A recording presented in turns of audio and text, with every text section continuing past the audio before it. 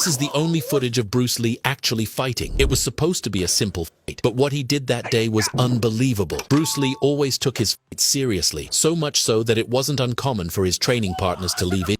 All of this because Bruce trained tirelessly every day and ended up achieving superhuman strength. While fighters usually train with sandbags weighing between 66 to 110 pounds, Bruce Lee had special sandbags made, each weighing almost 150 pounds, and yet he would strike them as if they were nothing. That made him so strong that even though he weighed just 132 pounds, his punch was as powerful as the legendary boxer Muhammad Ali's. Unfortunately, there's no video of the two, but it would surely be an incredible showdown. But Bruce's training that catches the most attention is his push-ups done with just 2 fingers. If you've ever tried doing push-ups, you know it's quite challenging even using your whole hand. But Bruce could do this bizarre way for 6 hours a day without taking any breaks to rest. Although Bruce became famous for his movies, they only show half of what he was really capable of. So much so that there's only one video of Bruce Lee for real, and it's unbelievable. One reason for this is that the was extremely fast, making it impossible for the cameras of the time to capture his movements. A good example is this scene from the Green Hornet series. In it, the actor demonstrates some of his moves in front of the camera, but what he didn't know at that time is that this would bring a huge headache. When the producers watched the footage, they saw that instead of Bruce Lee's moves, the camera captured only a blur, leading to all fight scenes needing to be re-recorded several times, all because Bruce was too fast. In the end, the producers got tired of re-recording the scenes and decided to talk to Bruce and ask him to slow down. That's why, despite Bruce's fight scenes being cool to watch, they never show the